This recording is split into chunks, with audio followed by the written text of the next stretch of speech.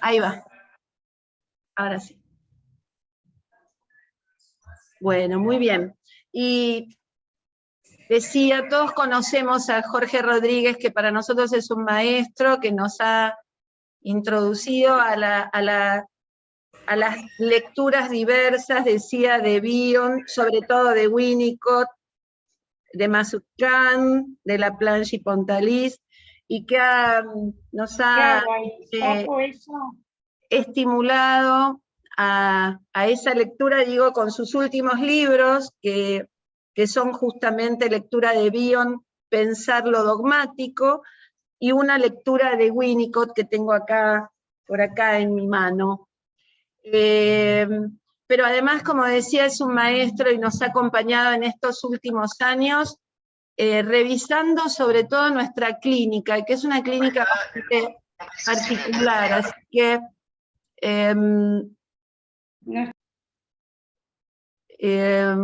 le agradecemos sobre todo esta disposición siempre y nos invitamos todos, primero a escuchar una cierta parte que aquí desde el equipo de la Fundación Juanito, en la voz de Gabriel Paiva, que es uno de nuestros profesionales, es psicólogo, y de Victoria Salioco, que está muy mimada ahí por un niño que está cerca, que es trabajadora social también de nuestro equipo profesional, porque van a compartir algunas líneas de esta que es nuestra clínica, para que podamos pensar junto a Jorge, como lo hacemos, por suerte, frecuentemente. Así que, ¿te parece, Jorge, que avancemos Adelante, en adelante. esta primera parte? Sí, sí. Buenísimo, lo dejamos entonces en la voz de Gaby y de Vicky.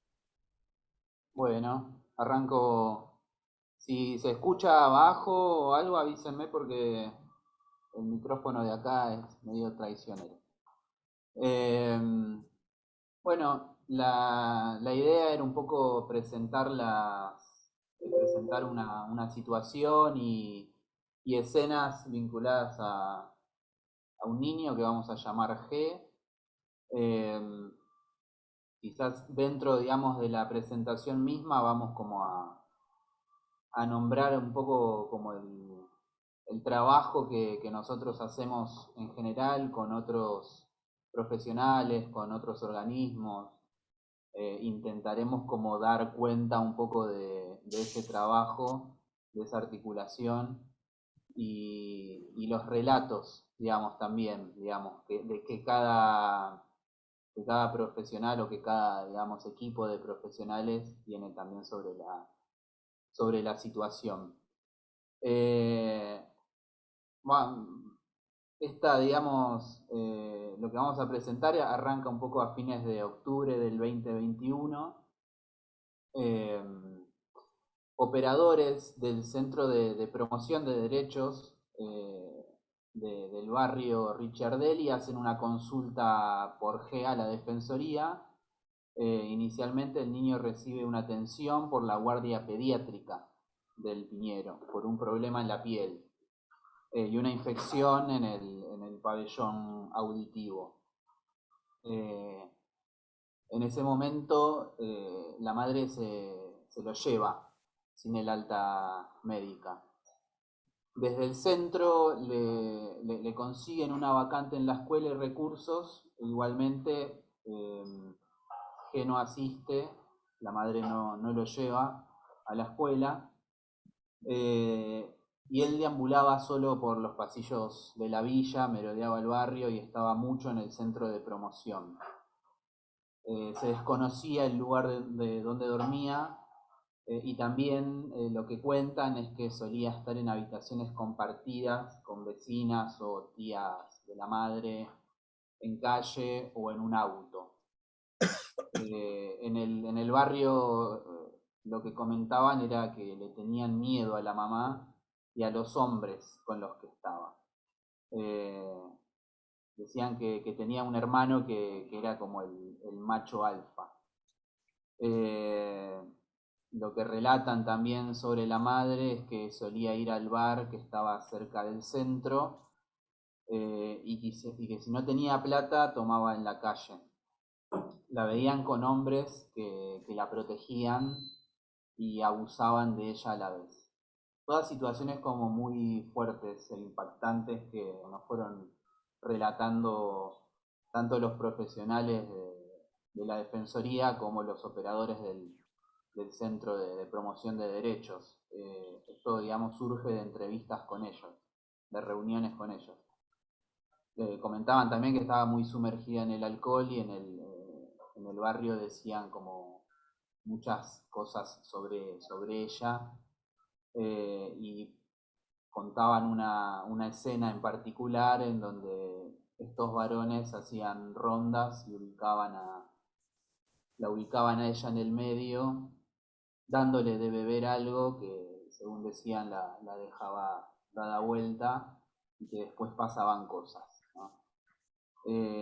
La mamá solía dormir a G en un auto, y dice que, digamos, lo que comentaban era que solían, digamos, salir ratas de ese auto. A la vez comentaron que él tenía sarna, que estaba con dolor de muelas y que la mamá no lo hacía ver. Que desde el centro de promoción le conseguían turnos y hasta a veces lo llevaban ellos, pero luego o no iba o perdía la medicación. Y la madre a veces minimizaba como estas cuestiones. También comentaban que observaban mínimas conductas de cuidado hacia él, y que antes de irse a consumir decían que ella sabía dónde dejar a G y que luego lo buscaba o preguntaba por él. Esto, digamos, previo al ingreso de él a la fundación, ¿no? Nos comentaban que era muy vivo, que protegía a su mamá, que solía decir que le dolía si le decían algo malo sobre ella. Entonces a veces dice que decía que comía mucho, con lujo de detalles, contaba qué comida había comido cuando era mentira, y ellos dicen que lo hacía para que la madre no tenga problemas. Desde el centro a la vez empezaron como a articular con la iglesia que estaba cerca, con una tía, pero era difícil, digamos, lograr armar un lazo ahí como para ayudarla. Que a veces aparecía por el centro y otras le perdían el rastro, y que tomaron conocimiento que la madre estaba en otra villa y que se tuvo que ir porque se quedó con plata de un puntero y que peligraba su vida porque tenía deudas en todos lados, a la vez que tenía retenida la documentación por alguien, ¿no? Esto es lo que señalaban, digamos, ¿no? A fines de octubre del 2021 se toma la medida. Una pregunta, ¿qué edad tiene la madre o tenía? La madre tenía 40 más o menos en ese momento. ¿Y era el único hijo? No, tenía más hijos que estaban en Bolivia. Era una madre boliviana, su hijo argentino, papá boliviano también, pero los hijos de ella, digamos, estaban en Bolivia, también con un historial de abandono, según cuenta, digamos, la Defensoría, de que los hijos terminaron en un hogar en algún momento y que después fueron con sus respectivos padres. Nada, no sé, quiero comentar algo. Sí, dale, Jorge. Porque es increíble, es una situación, digamos, si uno se la pone a pensar, así como lo estás planteando vos, y más minuciosamente, es insoportable, ¿no? Porque en realidad es una situación Porque la apariencia es que la madre abandona al nene, ¿no? Lo deja en el centro, lo deja en el auto, lo deja en manos de vecinos, de amigas. Pero lo que pasa es que la situación de la madre es una situación de esclavitud, o no sé bien cómo llamarla, ¿no? Una semi-esclavitud, una esclavitud muy particular, ¿no? Porque aparentemente, por lo que decís, se dedica a la prostitución. Es decir, el dinero, ella tiene que producir dinero para alguien o para algunos, ¿no? Y al mismo tiempo está cuidada y abusada. Esta paradoja de ser cuidada y abusada al mismo tiempo, ¿no? Entonces, que hablar de la madre solamente, ¿no?, nos enfrenta al problema de la organización que hace esclava a la madre. Y al mismo tiempo, de los grupos de afuera de la villa. Yo no sé que para que haya una organización funcionando dentro de la villa con tanta presencia, ¿no?, implica otros grupos fuera de la villa también, ¿no? Entonces hay como, con esto lo que quiero plantear es un concepto de tópica ampliada. Digamos, siguiendo la metapsicología de Freud, ¿no? La metapsicología de Freud es la explicación más abstracta, teórica, de un hecho clínico, ¿no? Un síntoma, supongamos, histérico. En este caso, estamos en una clínica social, una patología, una problemática grave, social, ¿no? Que la palabra patología incluso no alcanza para agarrar, aprehenderla, ¿no? Es más que patología, ¿no? Porque es una patología y un negocio y una explotación, ¿no?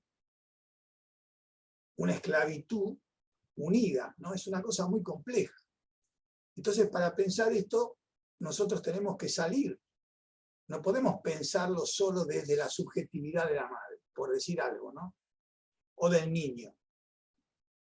El niño no existe sin la madre y la madre no existe sin su ambiente. Y ese ambiente, entonces, implica por lo menos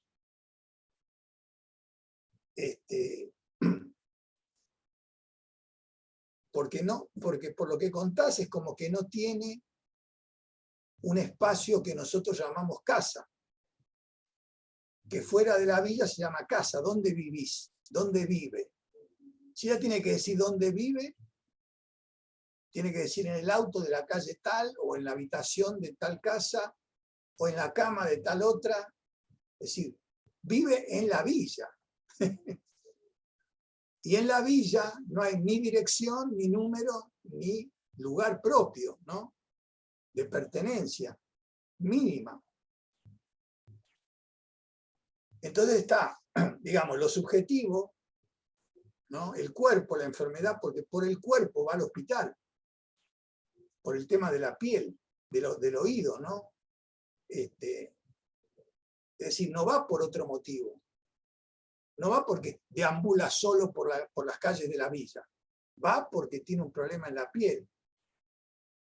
Entonces está la piel como problema, el pibe como problema, la madre del pibe como problema, y aquellas personas que le sacaron el documento y la tienen prisionera,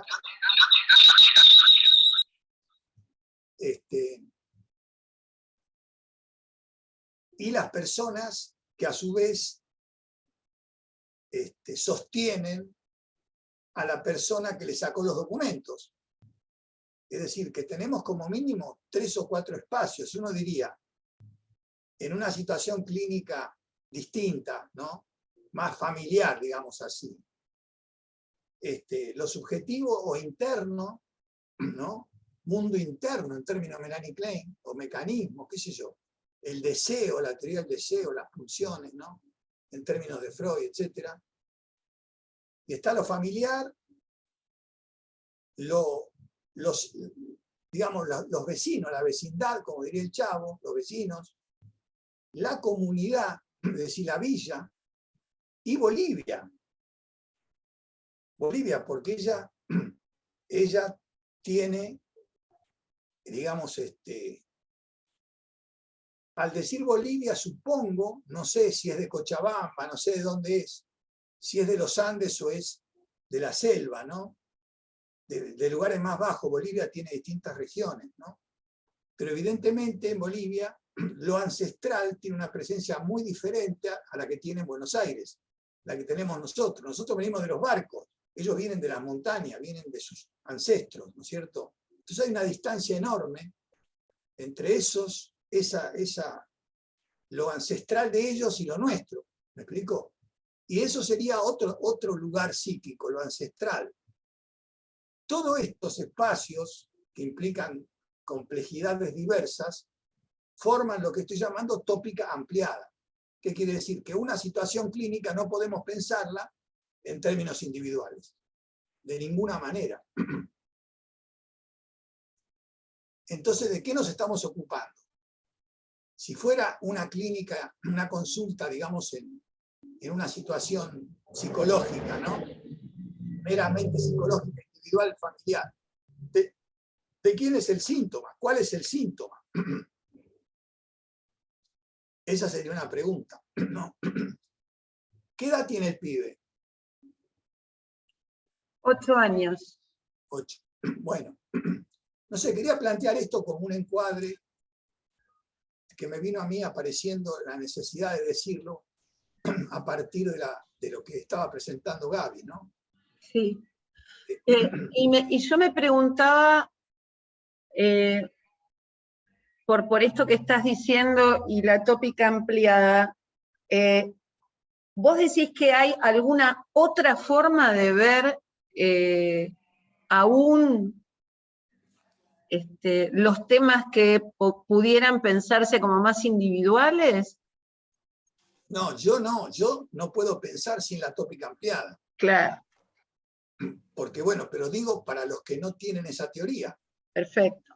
Es necesario, digamos, formular esto que estoy llamando tópica ampliada. Claro. Porque si no, si nos manejamos con la teoría, suponete, psicoanalítica de quién, basada más o menos en Freud, más o menos en Lacan, más o menos en Melanie Klein, digo yo, no lo sé, ¿no? Una teoría psicológica derivada de Freud, una psicología social derivada de Freud, ¿no? La palabra social es muy ambigua, porque social significa cualquier cantidad de cosas. No decimos nada al decir social, solamente decimos no individual. Pero no es lo mismo social, ancestral boliviano, ancestral italiano, ancestral español, no es nosotros, yo soy mitad tano, mitad español, Rodríguez Chipola me llamo, no es lo mismo que la boliviana que viene no sé de dónde. Y después, ¿no es cierto?, están todos los problemas, si tiene un lugar que se llama casa o no, tiene hogar o no, lo tuvo, pero en este momento aparentemente es como, digamos, es como un beduino, digamos, ¿no? Hace la tienda sin tienda, en un auto sin auto, que le toque, o una casa o una cama, ¿no es cierto? Es decir, evidentemente hay una red de mucha gente que está en condiciones como ella. Eso sería, entre comillas, digamos, en términos de la tópica ampliada, la familia ampliada. Una familia, una familiaridad ampliada, porque no sé si es familia, pero hay familiaridad, porque hay amistad, y también puede haber, ¿no es cierto?, fraternidad. Es decir, va a una cama donde hay muchas mujeres en la condición de ella. Es decir, como si estuviera, sin estar, digamos, por decir algo, en un hospital, en una sala de hospital, en una cárcel, o en un hogar, en un lugar, ¿no es cierto?, que tiene otra institucionalización, hogar, casa, cárcel, hospital. Acá la institucionalización es mucho más lábil, pero no significa que no sea tremendamente firme, rígida. Ella está amenazada de muerte, no de vida, de muerte. Se va a otra villa porque está amenazada de muerte. Es decir, es una cosa tremenda, ¿no? No sé cómo decir, ¿no? Digamos, como hablábamos en nuestra reunión pasada, la vida a la intemperie, ¿no? Porque no es el culo al aire, no es estar en bolas, no es estar en bolas. Es mucho más que eso, que estar en pelotas. Estar en pelotas es una pavada al lado de esto. Porque es estar en riesgo de muerte. En riesgo de vida, en riesgo de muerte. Porque el chico va por enfermedad, la enfermedad lo puede matar, lo puede discapacitar. Es decir, va por el lado de la muerte, en el fondo, estoy diciendo, ¿no? No por el lado del cuidado, de lo vivo, del crecimiento. Es decir, son personas, entre comillas, sin crecimiento, cuidado. Eso no significa que los pibes que nacen ahí y viven ahí no tengan un desarrollo espectacular, porque para sobrevivir tenés que ser Maradona. No sobreviven los que no tienen una adaptación psicomotora y psíquica súper desarrollada. El chico tiene una capacidad de relato porque dice que come cosas que no come y debe tener una inteligencia, digamos, comparado con un pibe común y corriente, superior. Pero al mismo tiempo tiene un dolor terrible, terrible. Entonces eso me impresiona mucho. No sé qué palabra usar, me produce un efecto. Dale, Lorena, dale. No, que pensaba en esto de la inteligencia, que decías que de verdad es una persona realmente muy capaz, pero en el cole tiene dificultades para avanzar en los aprendizajes. Insiste, por ejemplo, en que no sabe leer. Claro. Lo que pasa es que en el colegio él se enfrenta a chicos que están cuidados. Chicos están cuidados. Todos los compañeros de él, digo yo, él ve que tienen padre, madre, encargado, tutor. Entonces está confrontado todo el tiempo. Ahí se confronta todo el tiempo a una raza de chicos totalmente distinta a la que tiene él como compañía en la villa. Sí, tiene un compañero con el que se da también un vínculo, digo por lo que va resonando también, tiene un compañero que vive en calle, que está acompañado por la familia y en este momento le genera como mucho ruido. En este tiempo, bueno, toda esta situación que presentó Gaby, por un lado él sigue preocupado por su mamá, por el otro en el cole tuvo una etapa de mucha... y ahora quizá más a las cosas de sus compañeros. Y con este nene, este otro nene, se le presentaba algo para... ¿Les roba cosas?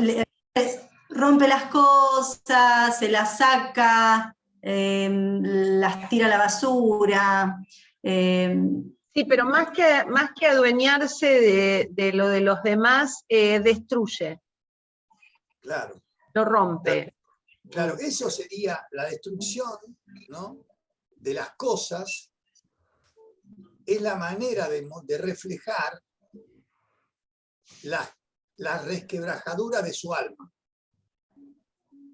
Su alma dañada, lastimada, herida, de distintas heridas, en distintas dimensiones. Como él no puede destruir a las personas, destruye las cosas, como una reflejar, ¿no? En parte, ¿no? A mí me conmueve mucho lo que estás diciendo, porque es especialmente contemplativo y preciosista a la hora de ver que a alguien le pase algo, sobre todo a los adultos, ¿no? Y sale muy en defensa. Sí, como vos decís, ¿no? Las cosas son susceptibles de ser tiradas, de ser malogradas y demás, pero cuando te dicen algo, alguno de los chicos nos dice algo, él sale en defensa de los adultos que lo cuidamos. Y aparte lo pone de manifiesto, ¿no? Así expresamente. Por eso, él, digamos, además se preocupaba mucho por la mamá. Claro. Digamos, hay una inversión de la dependencia. En lugar de la madre preocuparse de él, cuanto menos se preocupa, más se preocupa él de la madre. Eso es un desarrollo prematuro disociado del yo, producto de fallas ambientales importantes. Esto es una posibilidad disociada de desarrollo reactivo a problemas ambientales. En otros se da con otras disociaciones, ¿no? La otra disociación es la destrucción de las cosas, ¿no? Es decir, él es muy delicado, tiene mucha delicadeza en su sensibilidad. Tendría que poder cantar, ¿no es cierto? No le gusta. Bueno, no importa. ¿Sabes por qué lado a él va? Algún rap, Gaby, buscale algún rap. Tirale algún rap por la cabeza. A él le gusta el fútbol. También. Sí, igual, ¿sabes qué? Hay como un poco más, ¿no? Porque de recorrido. que presenté, Dale. Yo te corté. Era previo al ingreso. O sea, justo cortaste, digamos, cuando arranca la toma de la medida, todo lo que relaté es previo al ingreso, ¿no? Al hogar. Porque aparece mucho esto de la toma de la escena, digamos, tiene que ver con la madre usándolo de escudo, ¿no? Y él protegiéndola. O sea, Claro. esa es la escena que relatan desde la defensoría como la escena de la toma de medida, digamos. Ahí lo que le dice G a los profesionales es que él tiene miedo de que su madre fuera presa, ¿no? Claro. Entonces lo tranquilizan y mientras hablan con la madre, él ahí a un costado le intervenía o corregía a su mamá, ¿no? Esa es un poco la escena Claro. de esa toma de medida. Después empiezan a aparecer en conversaciones con él estas preocupaciones, ¿no? Bueno, pero eso está en la dirección que decía antes de cuidar a la madre. Sí. Es decir, hay una inversión total de la dependencia. En vez de la madre de cuidarlo a él cuida a la madre y la corrige. Por eso tiene un desarrollo simbólico importante el pibe. Sí, el desarrollo simbólico tiene que ver con el alma, con el dolor del alma. Y por otro lado, algo de los recursos que él mismo trae, ¿no? en estas conversaciones de pedir ayuda, por ejemplo, unas semanas después de haber ingresado, él pide ayuda a las educadoras para escribirle una carta a la madre, porque él no sabe escribir. Entonces, Claro. él le pide ayuda a las educadoras para escribir una carta donde ahí le dice que él está preocupado por ella, porque no sabe qué va a pasar, entonces dice que está preocupado. Y le cuenta un poco cómo estaba en ese momento, ¿no? Y Estaba aprendí a bien, escribir, que lo Gaby, tratan bien. aprendí a escribir. Y ahora está en eso. Está bien. Pero digo, a la par que pide ayuda a las educadoras, también él cuenta que desde el Centro de Promoción de Derechos los ayudaron mucho. Claro. Dice, pero él dice, pero en otros lugares no nos dieron una mano, ¿no? Claro. Y a la vez mientras juega, dice, cuando me siento solo juego con los autitos, que son los únicos que siempre me acompañaron. Claro. Dice él, ¿no? Es muy sabio, el pibe es muy sabio. Bueno, pero en esa línea iba cuando decía esto, no sé si es tanto con el rap, no sé si es tanto con la música, porque él después sus preocupaciones y sus preguntas las va formulando de una manera más filosófica, te diría yo, ¿no? Sí. Digo, hay como... Sí. Podría seguir contando cosas relativas, ¿no? Como a esa después aparece el sensibilidad. padre. digo, aparece de otra forma, digamos, el padre, primero desde el enojo con él y después aparece en presencia y empiezan a vincularse y hay como algo dubitativo ahí con querer y no querer verlo. El padre siempre mostrándose muy disponible, digamos, teniendo en cuenta mucho los tiempos de G, digamos, ¿no? Para poder empezar a vincularse. Digo, hay muchos relatos de él en relación a estos padecimientos, pero cuando empiezan, y en cuanto a su estar en la escuela también, ¿no? Que es un poco que se fue acrecentándose su comportamiento según los directivos y las maestras, pésimo, ¿no? Insostenible, hasta que empieza a vincularse con el padre y algo de eso se va modificando, digamos, ¿no? Hay un problema ahí, dos cosas, respecto a escribir y respecto a aceptar, ¿no? Recibir. Porque él pide ayuda, pero cuando se la dan no la aceptan. Porque dijo, en algunos lugares no me ayudaron, no nos dieron. En la escuela le dan y él no lo puede agarrar. Mantenerse sin escritura es mantener el cuerpo cerca de la madre.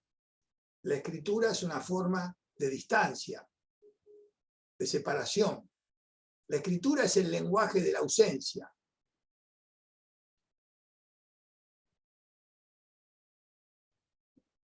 Entonces aparece como, en esa sensibilidad dolorosa, aparece algo así como una mezcla de culpa, ¿no? Y de no abandonar a la madre, de no cortarse solo. Entonces habría que poder plantear esta paradoja, que él para poder ayudar mejor a la madre tiene que estar fuerte, y para estar fuerte tiene que estar bien plantado en la sociedad, digamos, en la escuela, en la escolaridad, en la vida, ¿no? Cuanto más fuerte esté, más posibilidades tiene de cuidar a la madre. Pero si él se fortalece, la madre se le aleja porque queda mucho más débil.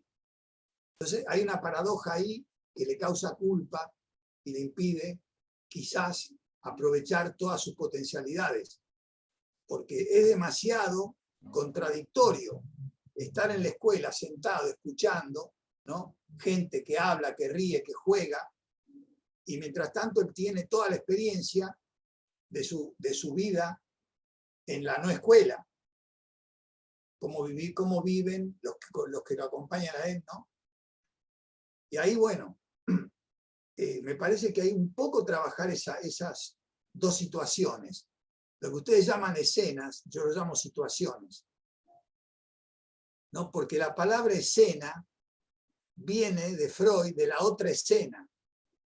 Y la otra escena es el inconsciente. Y el inconsciente es subjetivo. Entonces yo salgo, no voy a la escena, voy a la situación. En la situación aparece el otro, en la escena el otro es fantasía. Digo, es una manera de pensar. Se usa, pero en mi comprensión, escena tiene que ver con la subjetividad y situación tiene que ver con lo ambiental. Situación es un concepto de Freud también, que está en inhibición, síntoma y angustia. Situación de angustia, situación traumática, situación de dolor, situación. Implica al otro real, no solo al otro de mi fantasía. Entonces, él está viviendo situaciones distintas, muy distintas, ¿no? Que las tiene que metabolizar.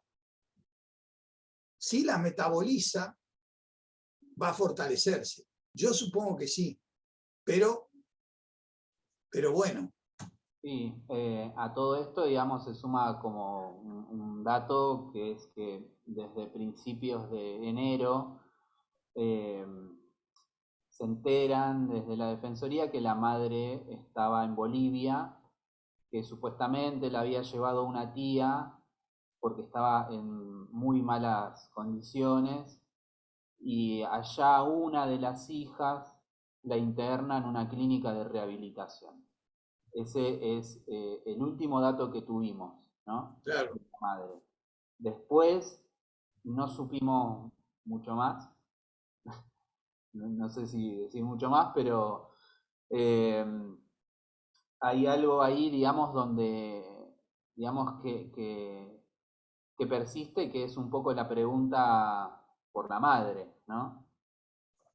A la vez que durante ese tiempo fue apareciendo el padre. ¿Y no le dijeron que la madre está en Bolivia? Sí. Sí, él sabe. Y él sabe también que del problema de consumo de la madre, ¿no? Claro. Él tiene muy en claro que la madre tomaba. Claro.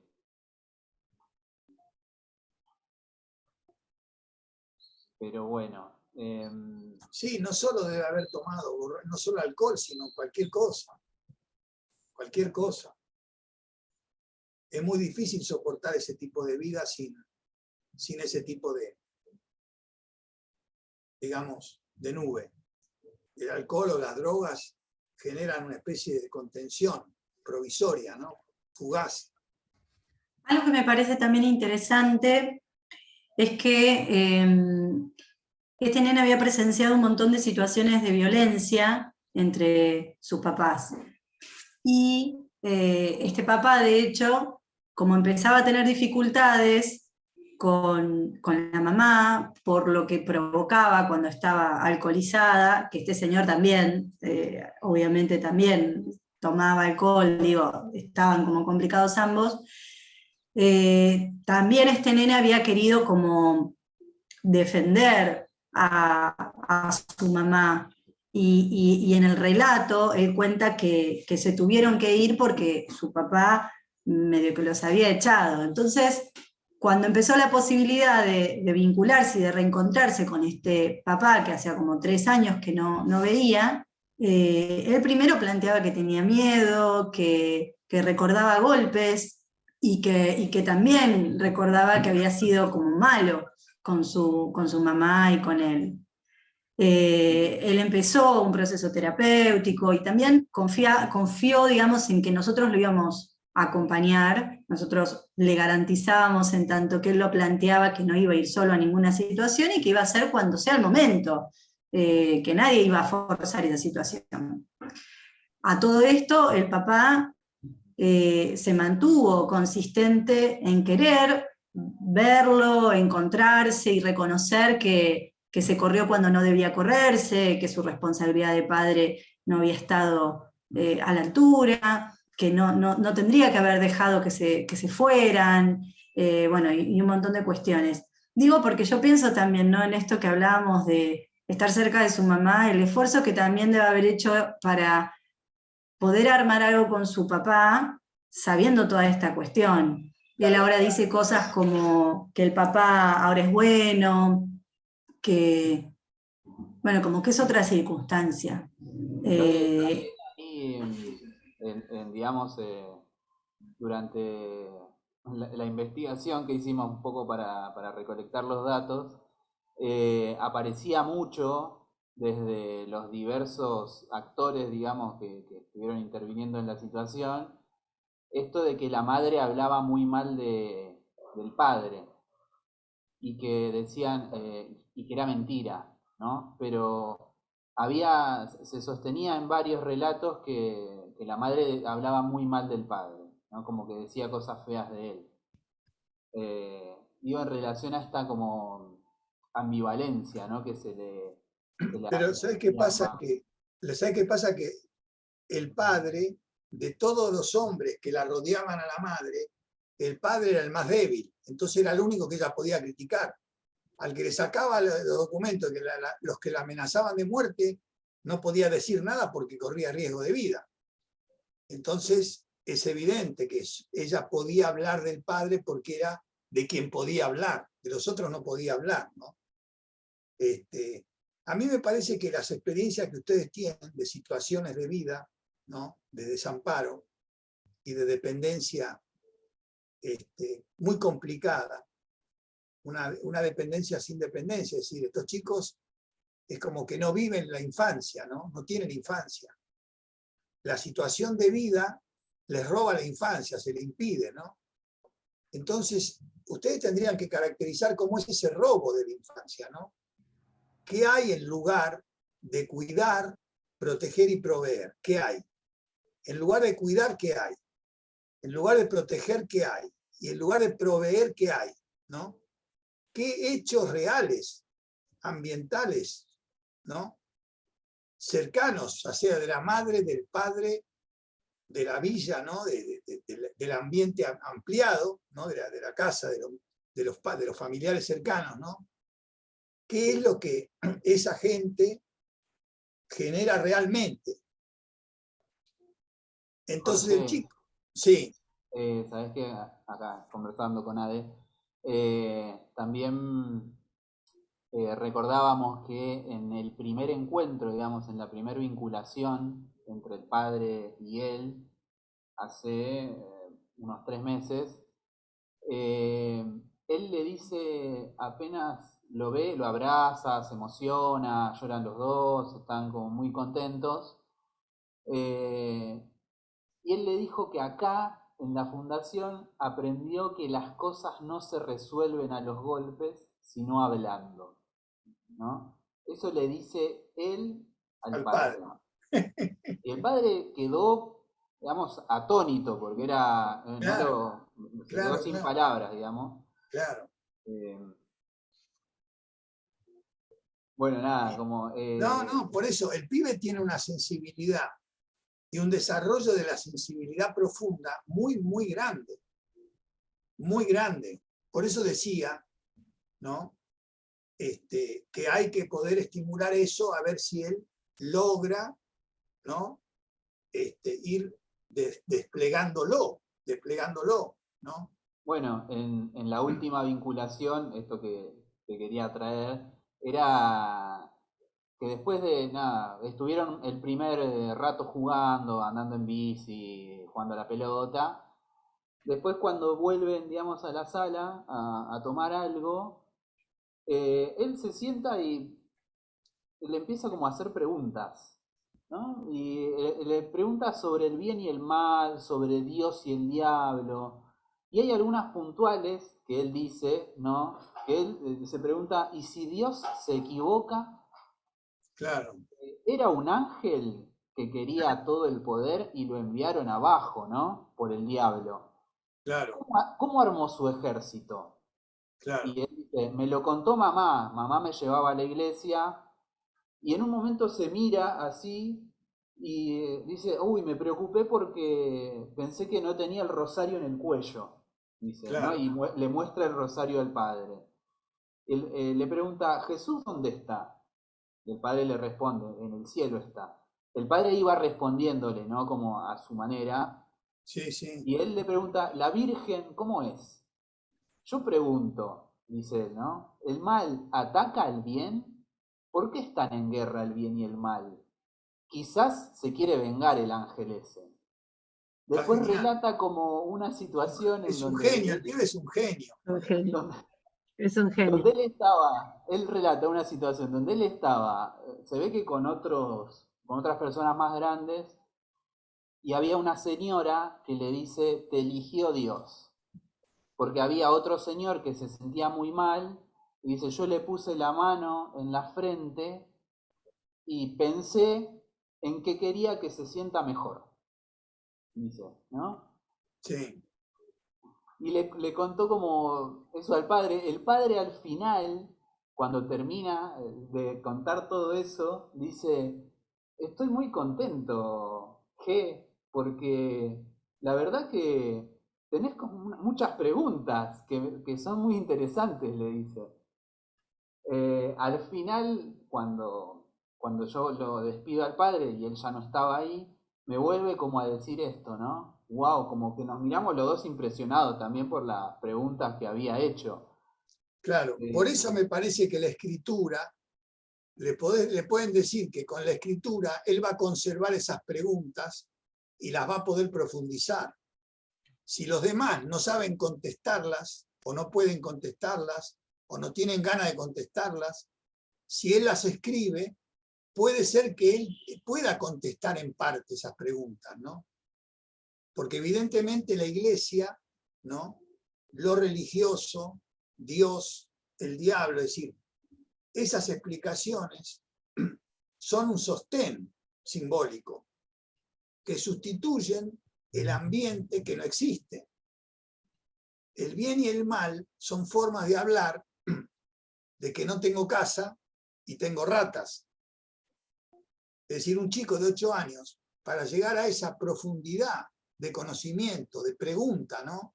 De lo que es el bien y es el mal, evidentemente atraviesa un dolor infernal, ¿no? Es impresionante. Entonces me parece que tiene una potencialidad simbólica enorme, ¿no? Pero el tema es cómo puede vivir lo niño que no vivió.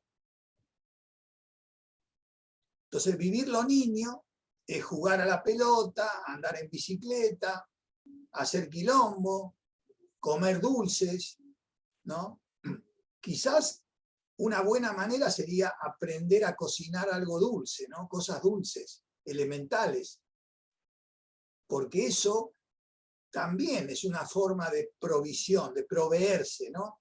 De no necesitar tener tanto dinero e ir a la panadería a comprar algo dulce, ¿no? Por ejemplo, digo una boludez, pero que no es una boludez, porque él tiene necesidad de llegar a una cierta autoprotección real, ¿no? No solamente omnipotente con Dios y el diablo, ¿no? Que tiene un nivel simbólico muy elevado, ¿no?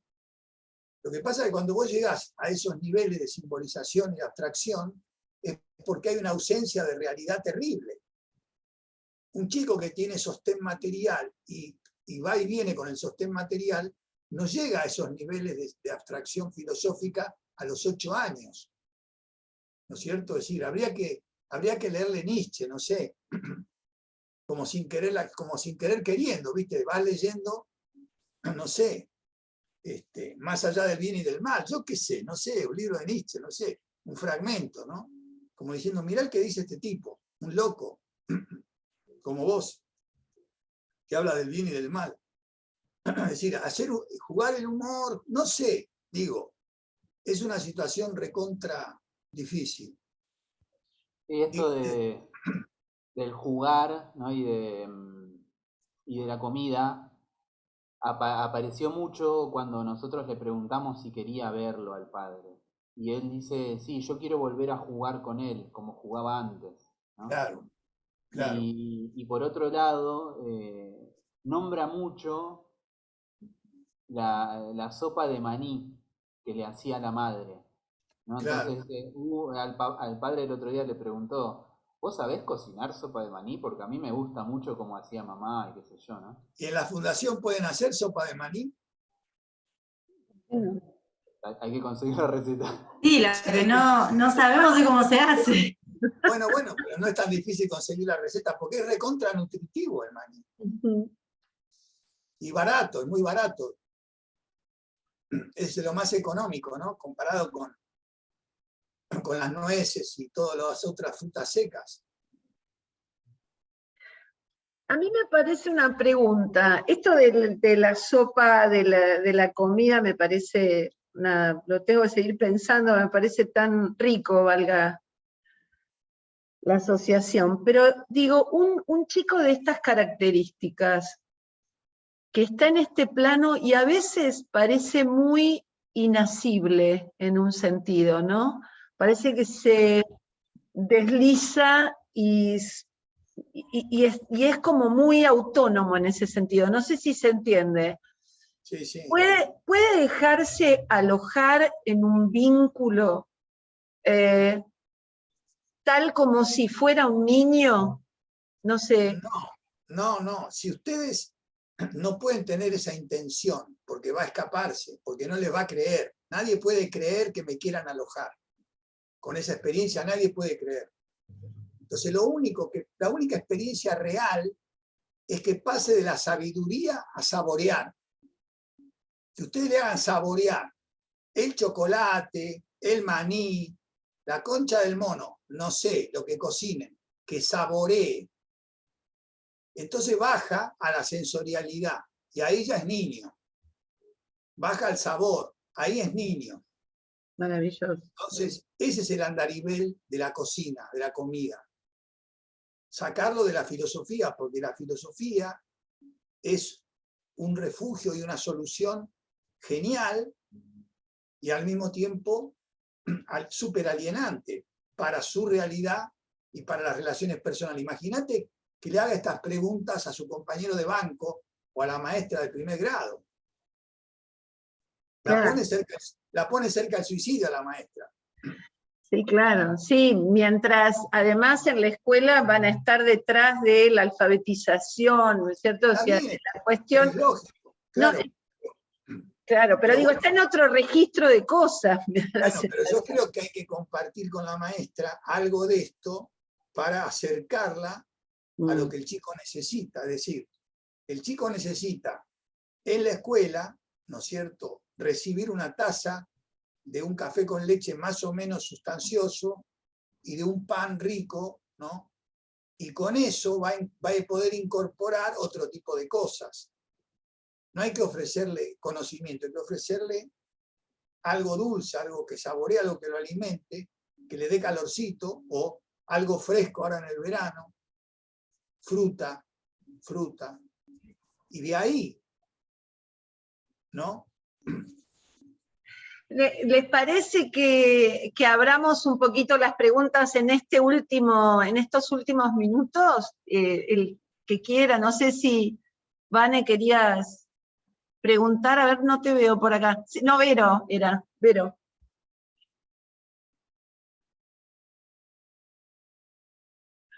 Sí, la comida tiene que ver con lo que se llama maternar. ¿Qué tal? Cuidar. Hola, buenas Cuidar. tardes. Claro, eso decía, ¿no? En medio de esta necesidad de disociación entre el mundo abstracto que tiene, tocar afecto, tocar madre es imposible. Dejarse cuidar es tocar madre. Si digo madre, es relacionar con todo lo que me abusó, me maltrató, no me protegió. Pero está bueno, digamos, buscar un camino. Si el arte capaz que no es el fuerte, dejé, o capaz que no le gusta, pero nada, esto que me quedé pensando, lo de la comida, como comida también es un modo de madre. Sí, el cuerpo, digamos, el cuerpo, la vía del cuerpo, la vía de lo sensorio motor. Claro. Porque eso necesita a alguien cerca que lo cuide, que le proponga jugar, que le proponga comer, ¿no? Entonces ahí va a aceptar ese don, el don, dar, recibir, va a recibir. Porque no hay una intención de dar, le pone la comida ahí y el tipo la agarra, ¿no es cierto?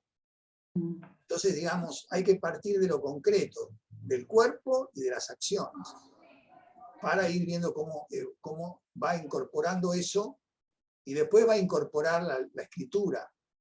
Cuando incorpore la escritura va a ser un paso muy importante, muy importante.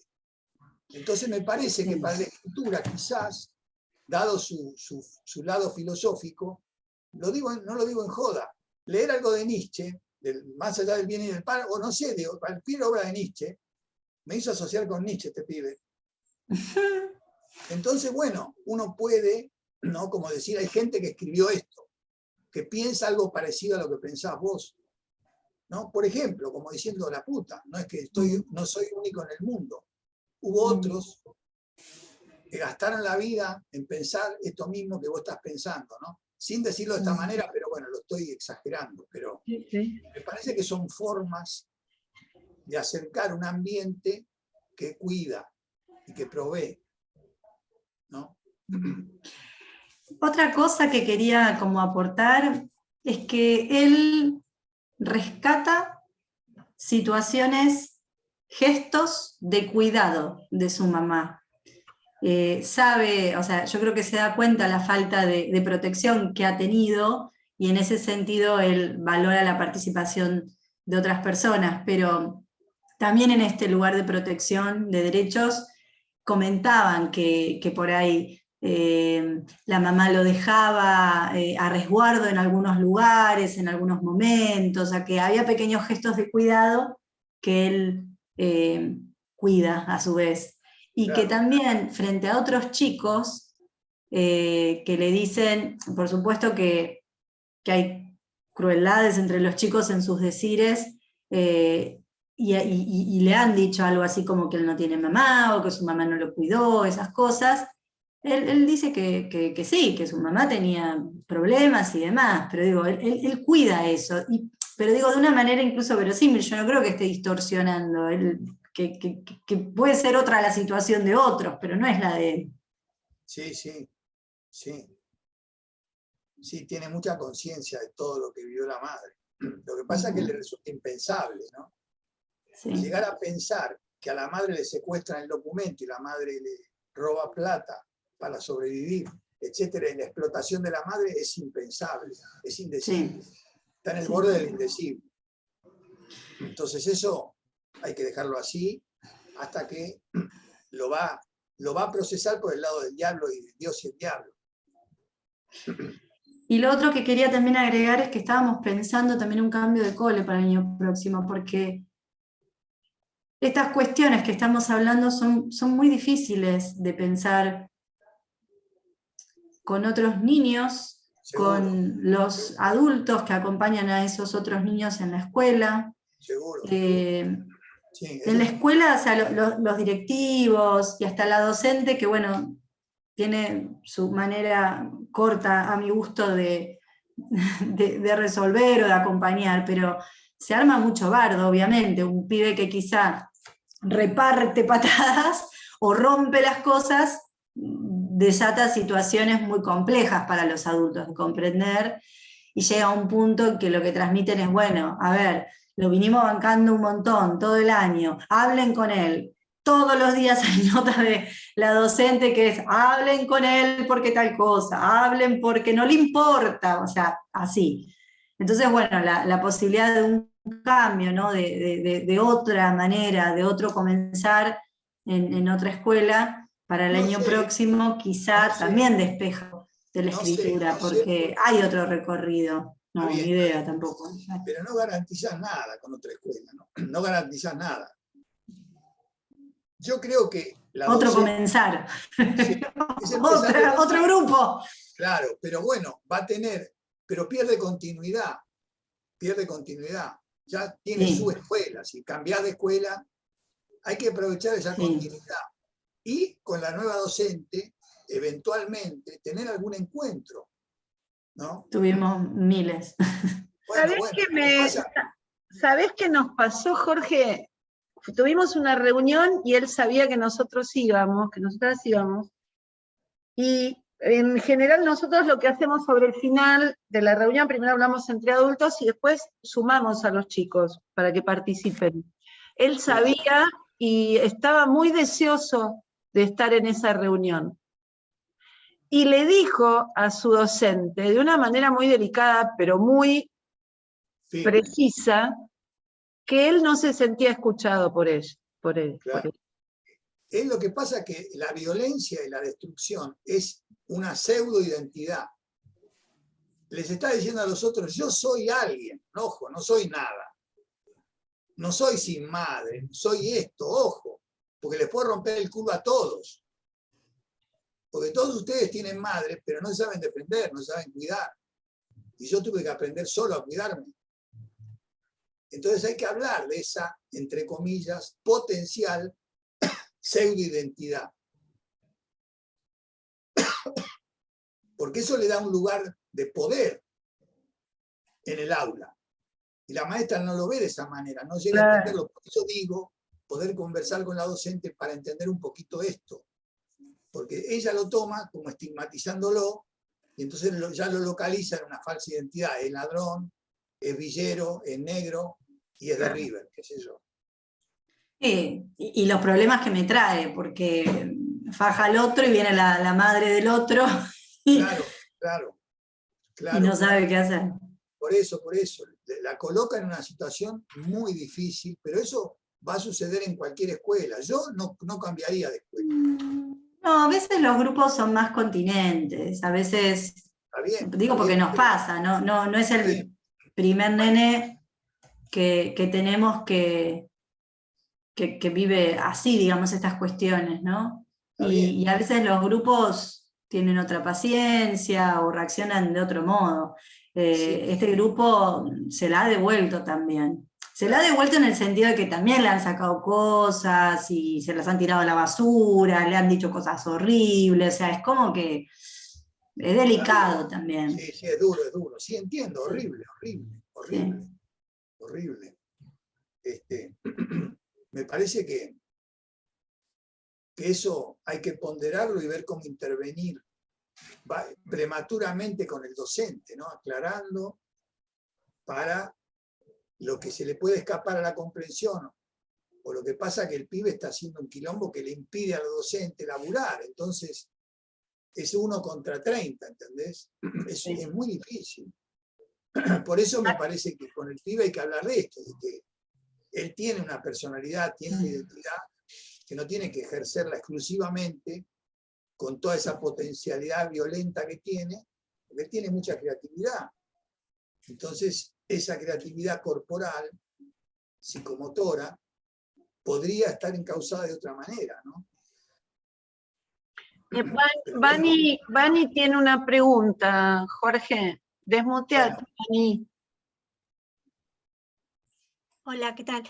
Sí, a mí me resonó en el relato del nene esto de que del ángel que se quiso vengar, ¿no? Sí. Que él lo planteó así. Y como que era un ángel bueno, pero lo trataron mal y entonces ahora se está queriendo vengar. No sé, eso sentí como que quizás él se identifica en algún lugar con esto.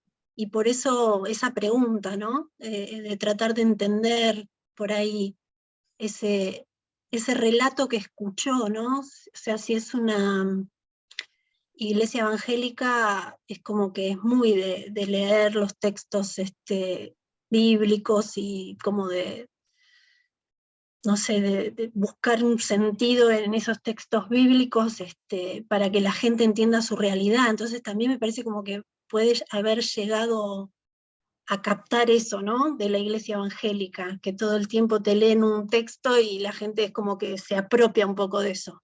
No sé, lo pensé así, por ahí nada que ver. Puede ser, puede ser. Lo que pasa es que esa dimensión, digamos, es la dimensión más filosófica de él, ¿no? Entonces yo lo escucharía, pero iría a la dimensión corporal, a la comida, al juego, ¿no? Iría al cuerpo, iría al niño, porque ahí vas a la filosofía y a lo religioso, que es verdad, es probable que en la iglesia estas cosas circulen, pero no creo que ningún chico de 8 años de la iglesia tenga este tipo de expresiones, ¿no? Porque el pibe de 8 años en la iglesia evangélica está pelotudeando, no está escuchando sí, claro, un chico con otra, que ha vivido su niñez, su infancia, quizás sí. Está vive en otro mundo, ¿no? No está en ese mundo. Sí, también es muy digo a nivel simbólico, ¿no? La iglesia evangélica a nivel simbólico es muy efectiva en la comunicación, ¿no? Entonces eso son actos grandilocuentes. Lo que pasa es que te dan explicaciones omnipotentes y omniscientes. Sí. Entonces estás defendiéndote todo el tiempo de lo inevitable con la explicación omnipotente. Pero eso yo al pibe no le interpretaría nada, no me metería con eso. Porque eso es un desarrollo psíquico importante que va a desaparecer, se va a diluir un poco si tiene experiencias de niño. Claro. Tiene que hacer experiencias de niño, no explicaciones de distinta naturaleza, experiencias. Lograr experienciar, ¿no? Sí, esto de cocinar también me hizo acordar a cuando yo era voluntaria en otro hogar, qué felicidad y qué alegría tenían las chicas. Había un grupo de chicas de 10, 11 años que pidieron hacer las comidas que le hacían sus mamás, ¿no? Claro.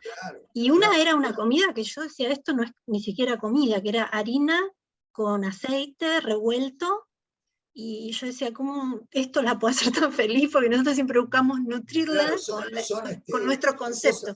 Claro, son tortas fritas, ni llegan a ser tortas fritas. No, es como un arroz, no sé cómo se llama, reviro se llama. Es harina, sal y aceite. o sea, se revuelve, ¿no?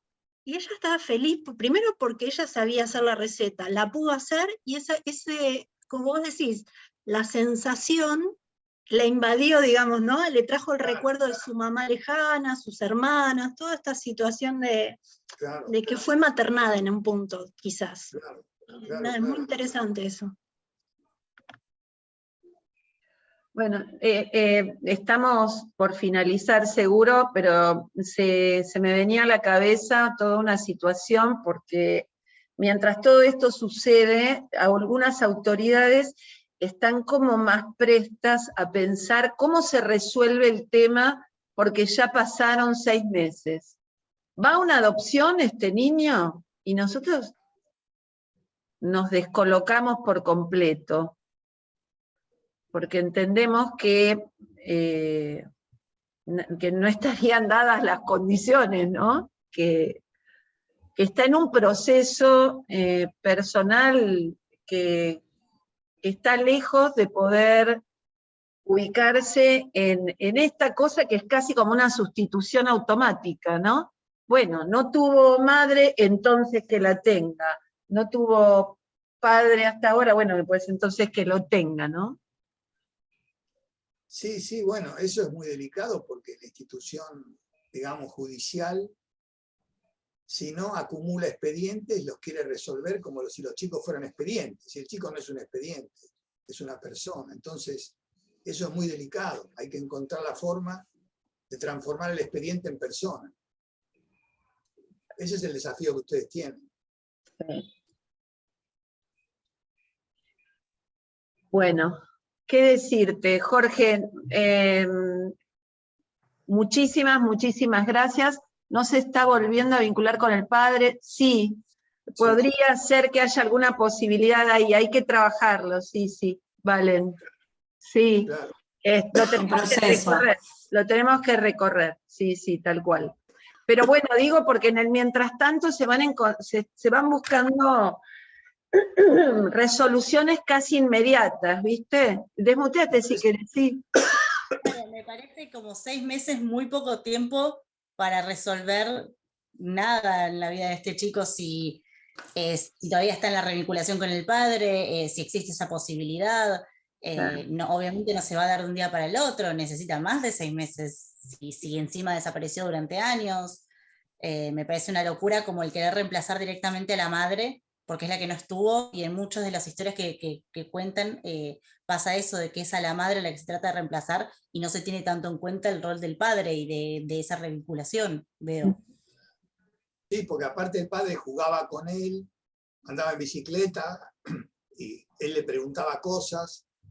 Yo creo que sí, que hay que convocar al padre, evidentemente.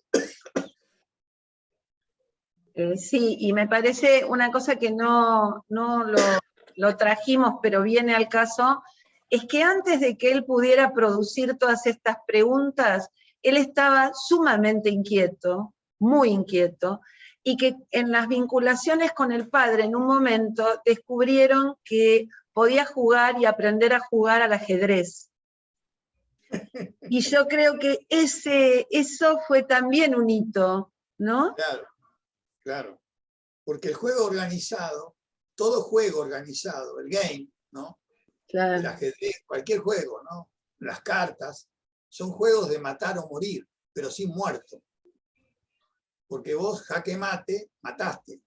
Y la próxima partida te matan a vos. Entonces es una experiencia, el juego es una experiencia fundamental de matar y morir sin muerte. Ah, genial. Las secuencias de las vinculaciones van como ahí, ¿no? O sea, son muy repetitivas, digamos. Comen algo, toman algo, van a jugar a la pelota, andan en bici un rato, vuelven a la sala, toman algo de vuelta, él agarra el ajedrez y juegan al ajedrez y ahí se termina. Claro. Suele ser esa la secuencia. Claro, lo que pasa es que es lo que el padre puede suministrar, ¿no? Pero no es lo mismo una adopción que el padre. Habría que ver el ambiente del padre, qué ambiente ofrece el padre. Claro. Conocer el ambiente del padre, porque el padre debe estar acompañado de otras mujeres, de otros hijos, y va a tener un problema parecido al de la escuela cuando el chico vaya a la casa del padre. Pero es el padre. No es lo mismo que una adopción. Entonces me parece que con el padre recuperó un montón de cosas, que son limitadas, pero son valiosas. Muchos padres de los chicos que están en la escuela no le enseñan a su hijo a jugar al ajedrez, a andar en bicicleta, etcétera, etcétera. Así que tampoco la pavada, qué sé yo. Que él le tiene que preguntar a los chicos, che, ¿tu papá te enseña a jugar al ajedrez? Que les pregunte eso a sus compañeros. ¿Tu papá te enseña a jugar al ajedrez? No, me prende la tele. Ah, bueno. Evidentemente, si el pibe juega al ajedrez a los 8 años, o mueve las piezas, la puta.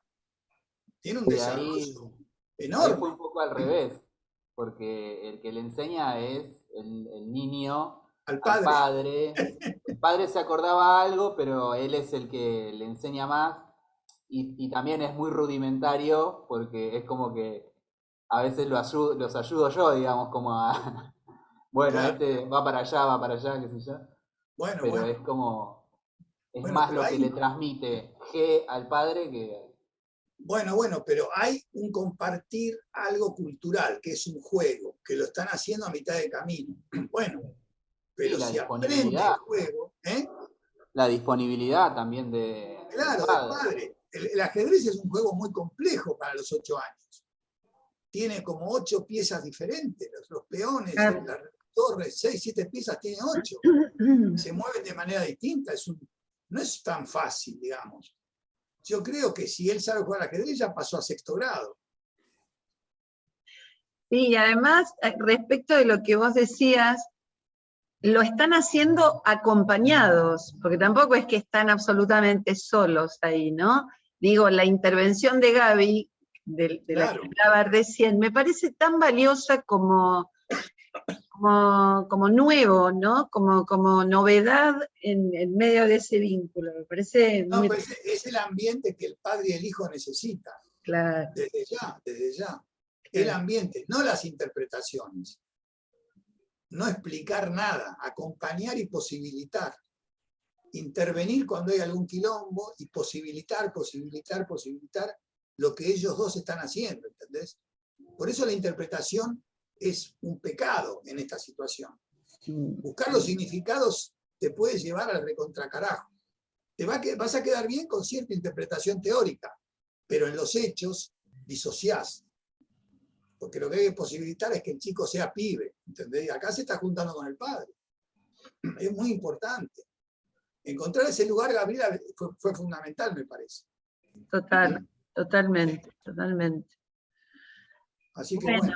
Jorge, decirte primero muchísimas gracias. Yo digo que nos desmutemos y lo aplaudamos al maestro. Le agradecemos enormemente. Gracias.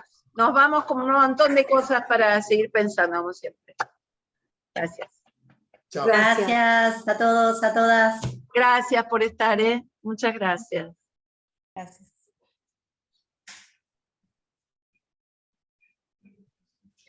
Podés cortar la grabación, Gilly. Vale.